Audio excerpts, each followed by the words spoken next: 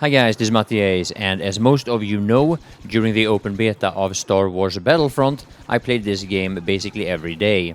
So quite a number of you have asked me if I'm going to pick this game up once it is released. Am I going to play this game? Am I going to cover it on my channel? The answer is simply no. Now I can understand that this comes as a surprise to some people because, I'll be honest, when I played this game during the open beta, I enjoyed it quite a bit. The performance was good, the graphics is nice, there's going to be a lot of variety due to the fact that there's going to be quite a number of game modes and very different maps. Now, I played quite a bit of Battlefield in the past, and as you probably know, this is a game made by DICE, the same company that makes the Battlefield games. Well, except for Hardline. So now, why would I decide not to play this game, you might ask? And the main reason for that is because of the release of Fallout 4, the 10th of November. Now, whatever I mix up with the Fallout 4 once it has been released is going to be H1C1, because that's what I've been focusing my channel on the last 8 months. But let's pretend for a moment that Fallout 4 was not going to be released. Would I then play this game? The answer is actually still no. So let me elaborate. I think that the main problem, the way I see it with this game, is that it is way too casual, I guess, for lack of a better word. And it seems to me that everything about the game is meant to be as simple as possible, which of course is a business strategy meant to attract as many players as they can in order to sell as many copies as they possibly can. And from a company standpoint, that is perfectly understandable. But from a gamer's point of view, and especially the experienced and the dedicated gamer, this makes the game very boring.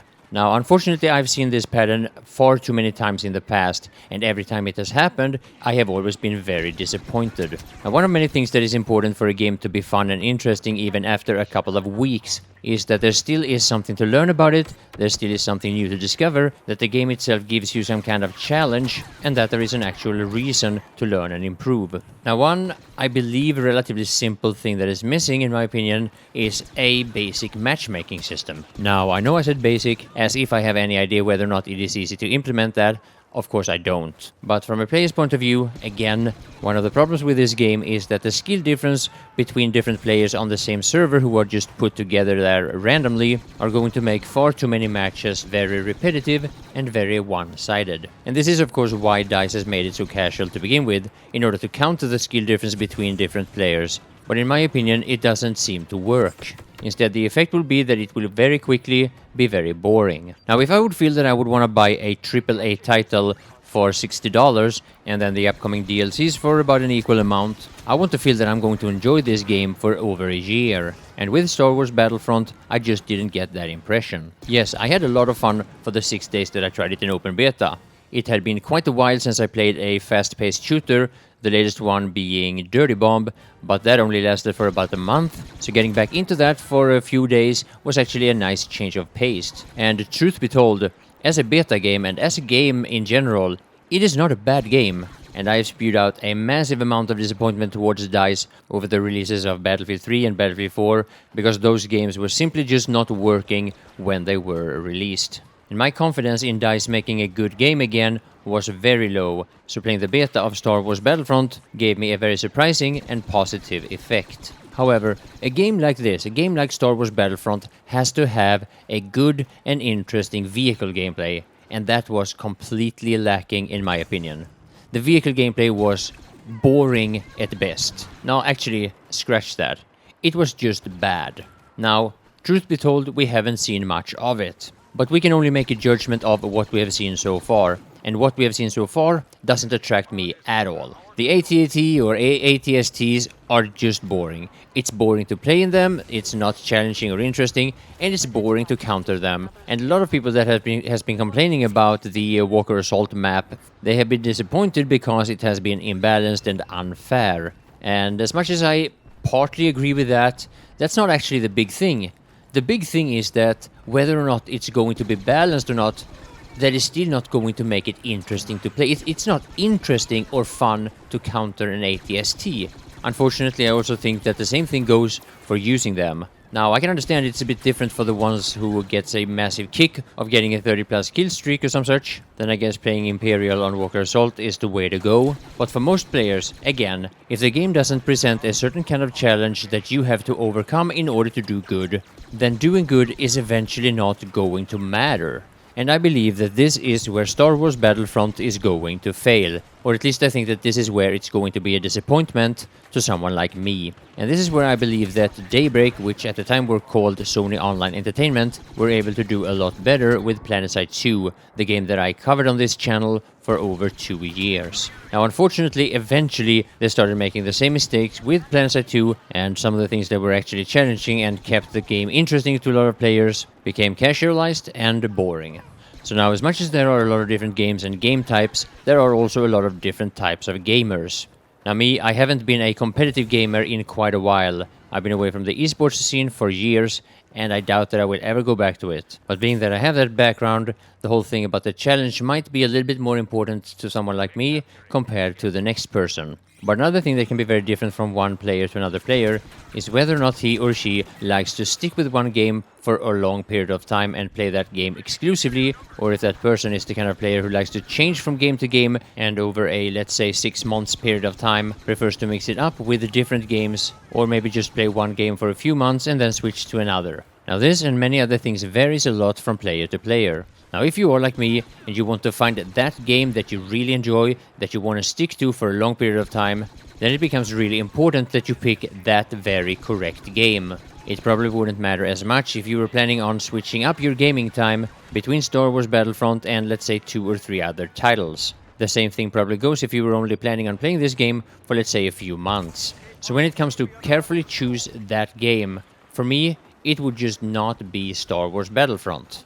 And I really hope that this is not going to be a massive disappointment to you guys following my channel, because obviously whatever game I play is whatever game I will cover, and hopefully be able to upload daily on this channel. Now the way it looks, at least for the near future, is that my channel is going to contain of Fallout 4 mainly, and then it will be mixed up a little bit with H1Z1. Now how much of each game is of course going to depend on the 2 games. And this is, as I'm sure you understand by now, quite an unusual situation for me and my YouTube channel. I normally just focus on one game, but with the release of Fallout 4 at this point in time, I just don't feel like I'm done with H1Z1 yet. And I mean, how could I?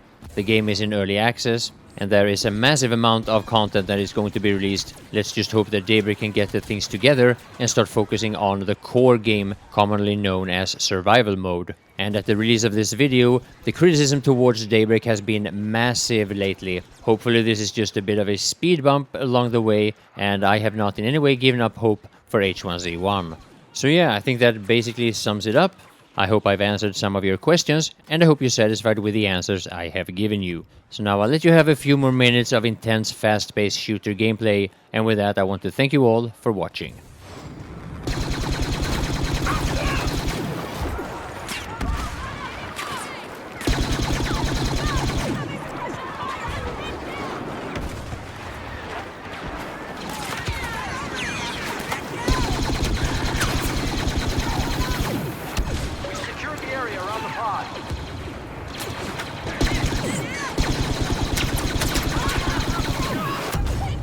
Another pod has touched down.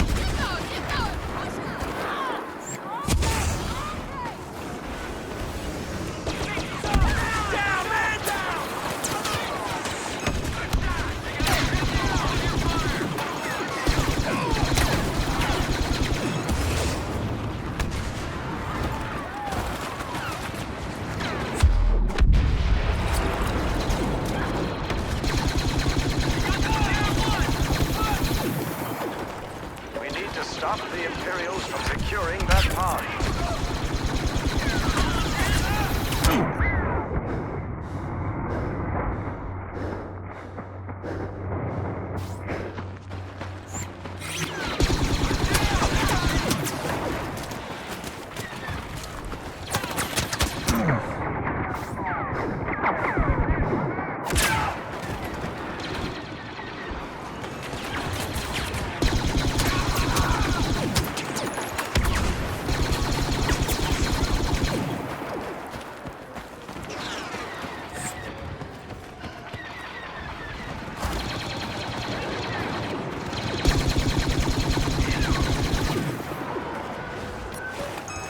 Lost that pod to the Empire.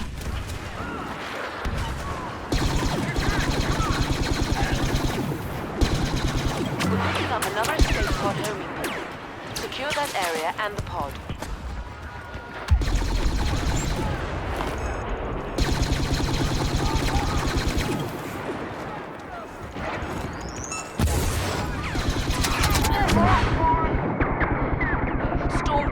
about to secure that escape pod. We have to stop them.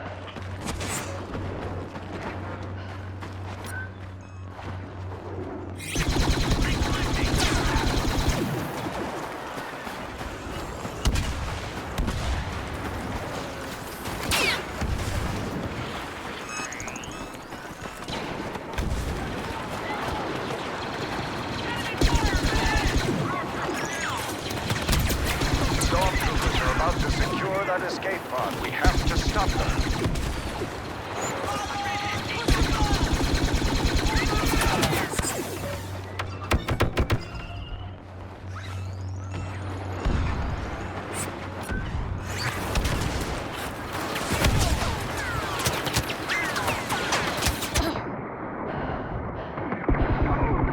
We're gonna lose that escape pod to the Imperials. We have to push them back.